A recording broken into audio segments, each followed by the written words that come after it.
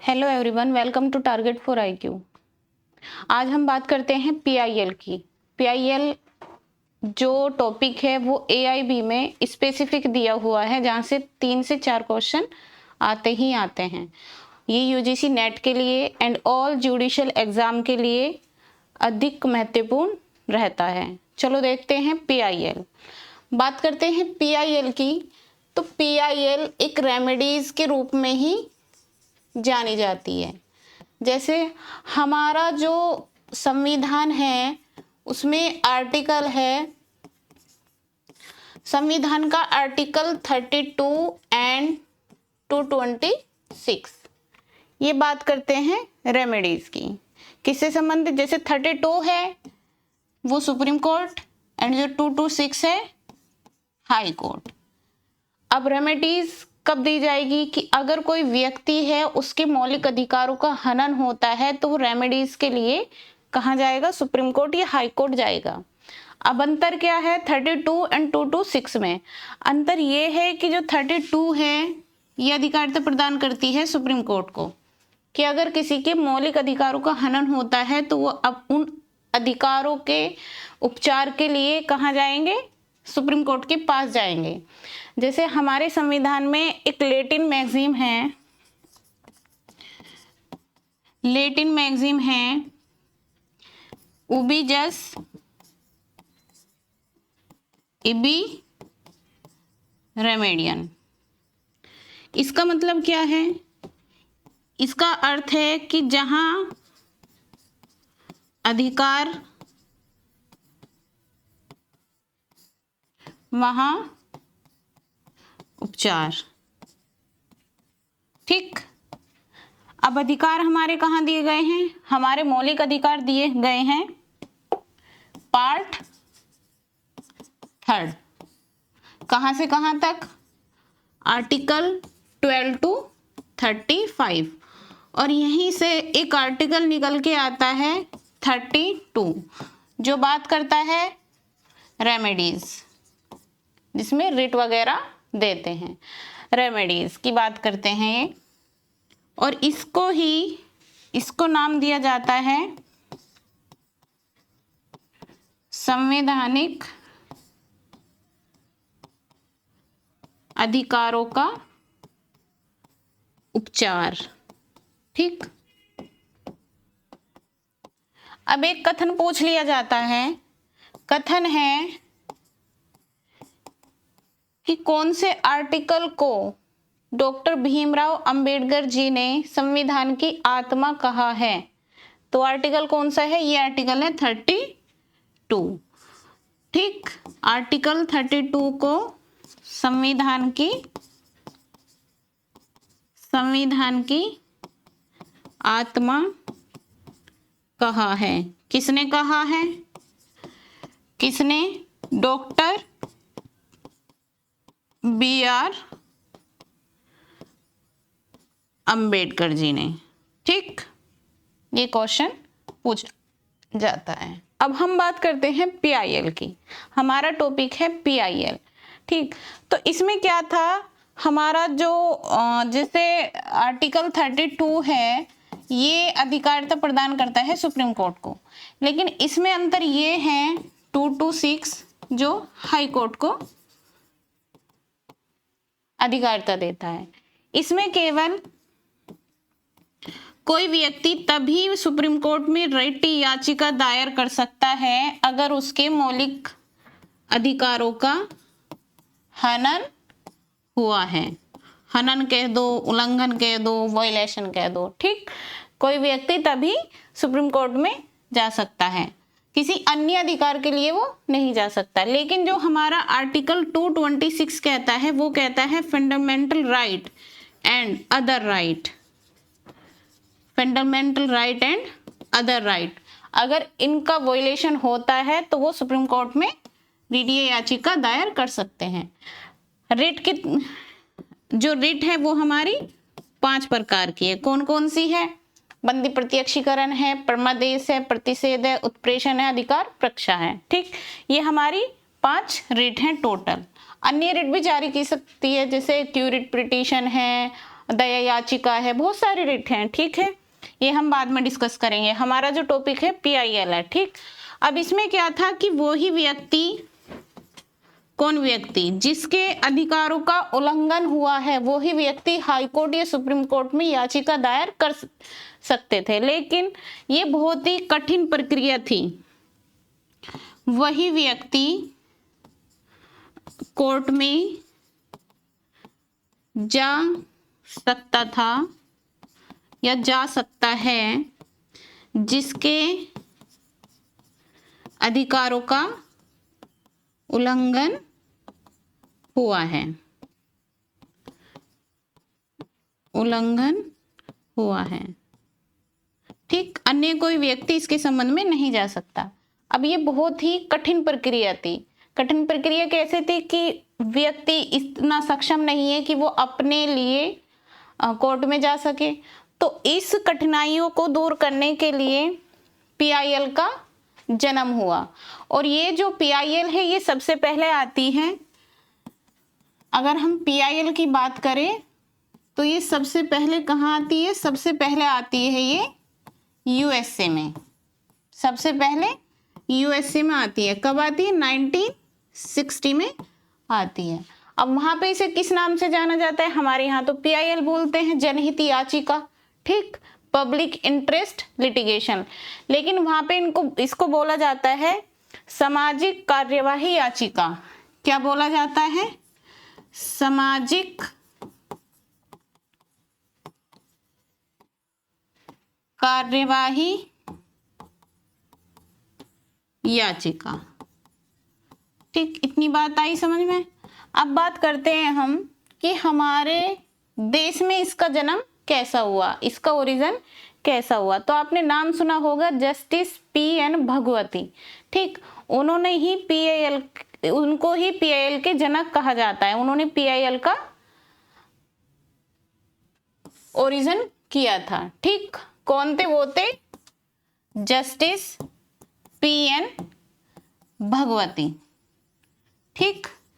इन्होंने इस प्रक्रिया को, जो कठिन प्रक्रिया थी, उसको शिथिल और सरल बनाने के लिए PIL का ओरिजिन किया। कहाँ किया? भारत में किया। PIL के जनक। क्वेश्चन पूछा जाता है कि PIL के जनक कौन है? ऑप्शन दे देंगे आपको, PN भगवती दे देंगे, कृष्णा अय्यर दे देंगे, और एक दो ऑप्शन दे देंगे, तो उसका राइट आंसर होगा हमारा PN भगवती। अब PN भगवती ने PIL को ओरिजिन कर दिया, लेकिन इसका विकास किसने किया? इसको कार्यवाही रूप में लागू किसने दिया?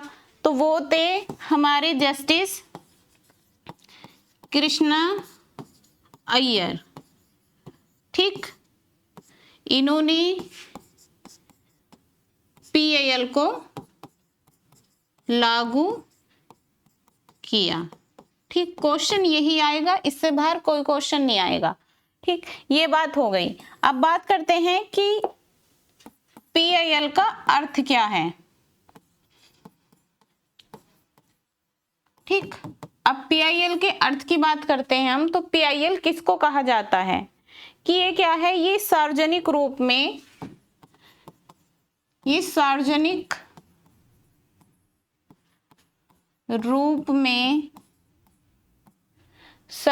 रूप में क्या करती है? हित की रक्षा करने के लिए, हित की रक्षा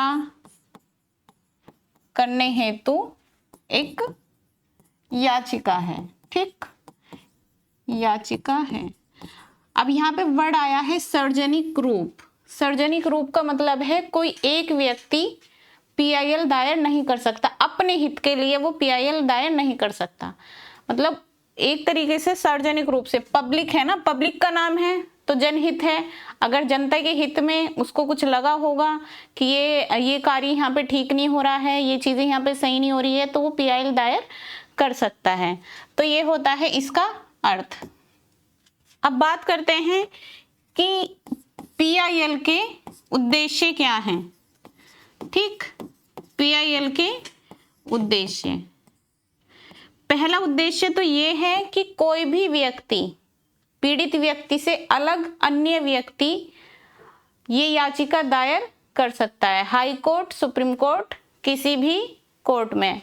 अब बात आती है कि क्या ये हाई कोर्ट या सुप्रीम कोर्ट से अलग किसी अन्य कोर्ट में दायर की जा सकती है, तो इसका आंसर होगा नहीं।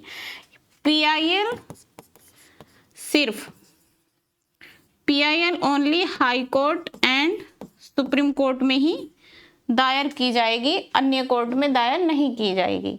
ये क्वेश्चन आया हुआ भी है, पूछा हुआ है AIBE में कि PIL कहाँ दायर की जा सकती है, तो हाई कोर्ट, सुप्रीम कोर्ट। अगर ऑप्शन 1 और 2 करके आता है तो हमें उस पर ही टिक करना है, ठीक है। उसके बाद है कि कोई भी व्यक्ति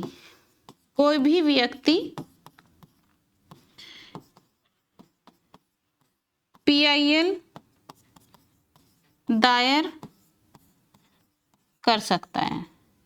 इससे क्या होगा, उद्देश्य पूछे हैं तो इससे क्या होगा, सार्वजनिक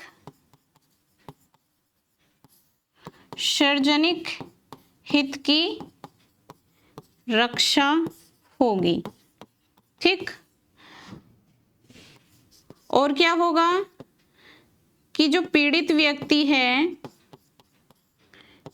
पीड़ित व्यक्ति को न्याय की प्राप्ति हो सकती है, लेकिन कब, अगर वो मामला जनहित में है तो तभी दायर किया जा सकता है। और क्या हो सकता है, पीड़ित व्यक्ति को न्याय की प्राप्ति हो सकती है, ठीक, हित की रक्षा हो सकती है, कौन से हित की, सार्वजनिक हित की, ठीक। और दूसरी बात ये है कि जो इसका उद्देश्य है इसमें हम कह सकते हैं कि इससे जो वाद हैं, वादों को सरलता पूर्वक, वो प्रक्रिया कैसी है, जब याचिका PIL से पहले की प्रक्रिया कैसी थी, कठिन प्रक्रिया थी, कठोर प्रक्रिया थी, तो ये क्या है, वाद को सरलता से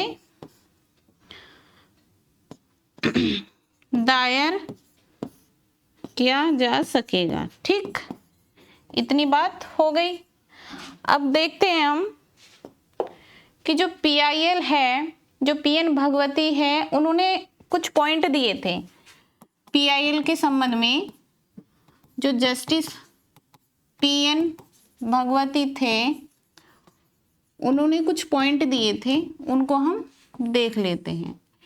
पहली बात इन्होंने कही थी कि जो याचिका है, जो लोकहित के प्रेरित कोई भी व्यक्ति, संगठन इनको ला सकता है, मतलब लोकहित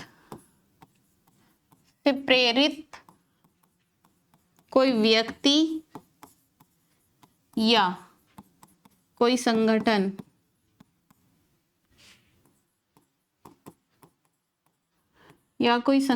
भी याचिका ला सकेगा, ये बात होगी। दूसरी है, जैसे एक आपने केस पढ़ा होगा बंधुआ मुक्ति मोर्चा, बंधुआ मुक्ति मोर्चा में ही इस याचिका का प्रयोग किया गया था। एक आपने देखा होगा विशाखा वर्सेस राजस्थान राज्य, उस केस में भी इसी याचिका का प्रयोग किया गया था, ठीक। एक आपने देखा होगा SP Gupta versus union of India, उस केस में भी इसी याचिका का प्रयोग किया गया था। मिनर्वा मिल, उसमें भी इसी याचिका का प्रयोग किया गया था। MC मेहता के जितने भी केस है जो पर्यावरण से संबंधित है, वायु से संबंधित है, और जो स्लेवरीज हैं, बंधुआ हैं, उनसे संबंधित है, वुमेन से संबंधित है, उन सब केस में इस याचिका का प्रयोग किया गया है, ठीक। दूसरी बात क्या कही इन्होंने, दूसरी बात कही है कि अगर कोई पोस्ट कार्ड है, कोई पोस्ट कार्ड, कोई पत्र, पोस्ट कार्ड भी इस याचिका के रूप में मान्य होगा,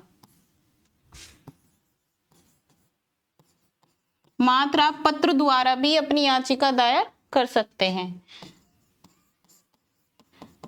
और क्या होगा, और होगा कि इसमें जो याचिका करता है, याचिका कर्ता स्वयं मामले की कार्यवाही मामले की पैरवी, उसको जरूरी नहीं है कि वो किसी एडवोकेट को हायर करे, क्योंकि जो इससे पहली प्रक्रिया थी वो कठोर प्रक्रिया इसलिए भी थी क्योंकि उसमें वकील को हायर किया जा सकता है। अब वकील कॉस्टली भी होते हैं, तो इसमें ये जरूरी नहीं है कि उसको वकील करना ही करना है, ठीक है, लीगल रिप्रेजेंटेशन करना ही करना है, तो ये मामले की पैरवी जो है ये खुद भी कर सकता है।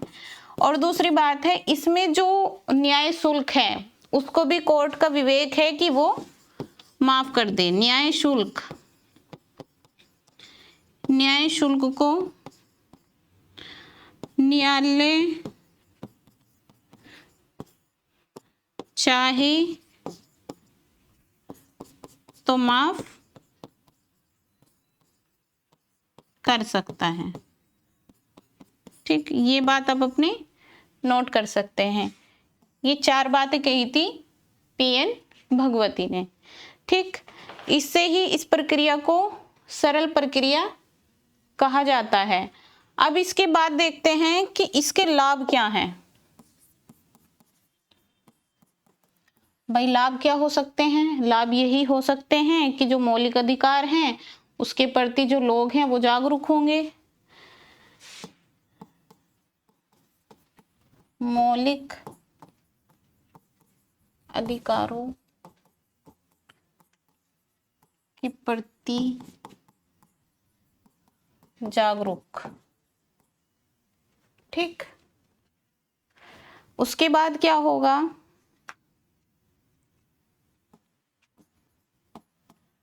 कि ये नहीं देखा जाएगा कि पीड़ित व्यक्ति ही उस याचिका को दायर करे, कोई भी व्यक्ति याचिका दायर कर सकता है।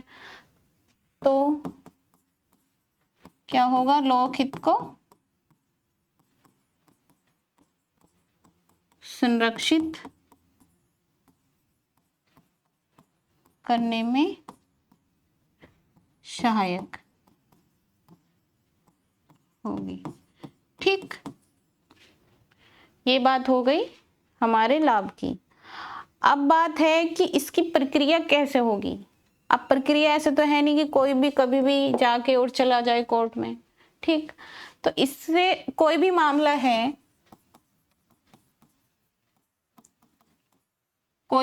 है, पहली बात तो कि वो जो व्यक्ति है जो जनहित याचिका दायर करेगा उसको मामले की संपूर्ण जानकारी होनी चाहिए। जो संबंधित मामला है, संबंधित मामले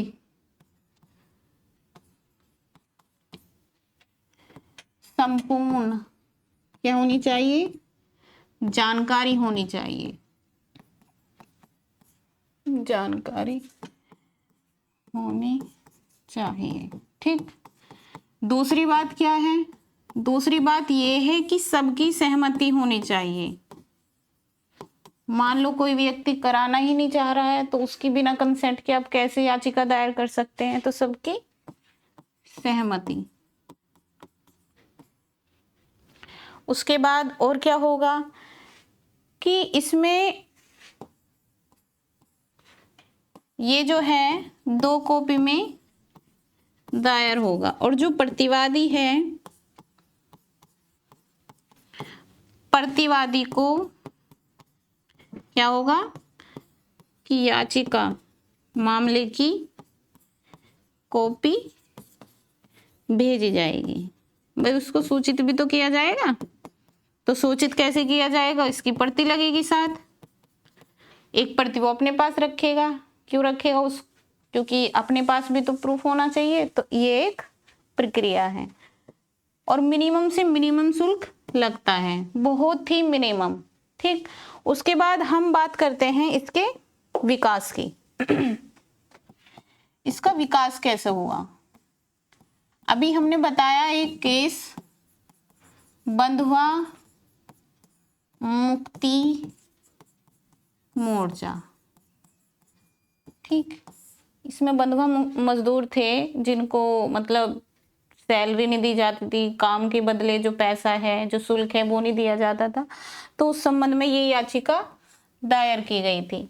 इसमें क्या है कि बंधुओं पर्यावरण, महिला, अन्य जो जनहित मामले हैं उनके संबंध में इस याचिका का बहुत बड़ा रोल है। फिर हम एक केस पढ़ते हैं, ये केस आप लिख भी सकते हैं, एसपी गुप्ता, इसको जजेस ट्रांसफर मामला भी कहते हैं, एसपी गुप्ता वर्सेस भारत संघ। इसमें भी इस याचिका का प्रयोग किया गया। फिर हम केस पढ़ते हैं एक विशाखा वर्सेस राजस्थान, ठीक। इसके संबंध में फिर एक केस भी बना, एक एक्ट भी बना था, ठीक, जिसको हम बोलते हैं कार्यस्थल पर महिला का जो संरक्षण है, उसके संबंध में केस है, 2013 का है आई थिंक। उसके बाद चौथा केस पढ़ते हैं हम एसपी गुप्ता।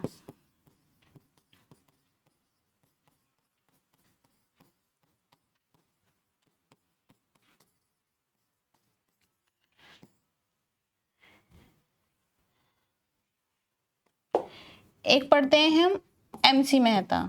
एमसी मेहता में इसका जितने भी केस हैं, एमसी मेहता के बहुत सारे केस हैं, आप आर्टिकल 21 में पढ़ेंगे, पर्यावरण से संबंधित पढ़ेंगे, भोपाल गैस ट्रेजेडी पढ़ेंगे, दिल्ली में जो हुआ था फूड एंड फर्टिलाइजर वो पढ़ेंगे। तो उन सब में क्या देखा जाएगा, इसी याचिका का प्रयोग किया गया, क्योंकि वहां पे बहुत सारे लोगों के साथ घटना हुई थी, बहुत सारे लोग पीड़ित थे, तो उनकी तरफ से एक याचिका दायर की गई थी, जिसको जनहित याचिका ही बोला गया था, ठीक।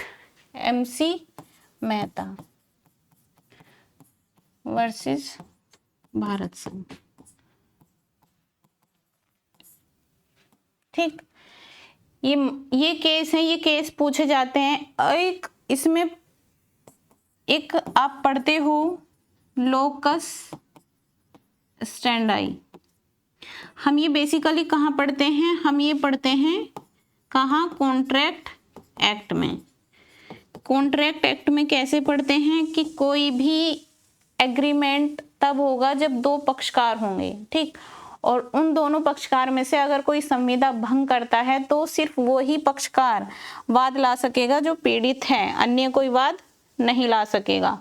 तो ये जो PIL है, PIL किसका अपवाद है, लोकस स्टैंडाई, ठीक, अपवाद है PIL। ये क्वेश्चन पूछा जा चुका है, ठीक, क्योंकि PIL में तो कोई भी व्यक्ति दायर कर सकता है, कोई भी व्यक्ति दायर कर सकता है, ठीक, लेकिन लोकस स्टैंडाई में क्या है, केवल पक्षकार ही दायर करते हैं, ठीक। PIL में इससे ज्यादा तो और कुछ नहीं है, जितने भी क्वेश्चन बनते हैं सब यहीं से बनते हैं। केस लो पूछ लिया जाएगा, लोकस स्टैंडाई पूछ लिया जाएगा, ओरिजिन पूछ लिया जाएगा, ये पूछ लिया जाएगा इसके जनक कौन है, लागू किसने किया, यहीं से क्वेश्चन बनते हैं, ठीक। इससे ज्यादा तो क्वेश्चन नहीं बनते हैं। एक है कि हमने अभी देखा था जो आर्टिकल 32 है, इसमें मैंने बात की थी कि केवल फंडामेंटल राइट का वॉयलेशन होगा तभी वो कहाँ जाएंगे, सुप्रीम कोर्ट में जाएंगे। लेकिन हाई कोर्ट में अगर फंडामेंटल राइट या अन्य राइट का भी वॉयलेशन होता है तो हाई कोर्ट में जा सकते हैं। लेकिन एक हमारा आर्टिकल है, आर्टिकल 39, जो पार्लियामेंट को ये पावर देता है, कौन सी पावर देता है, कि जो हमारा सुप्रीम कोर्ट है वो fundamental right and other right के उल्लंघन पर भी याचिका दायर हो सकती है, ठीक।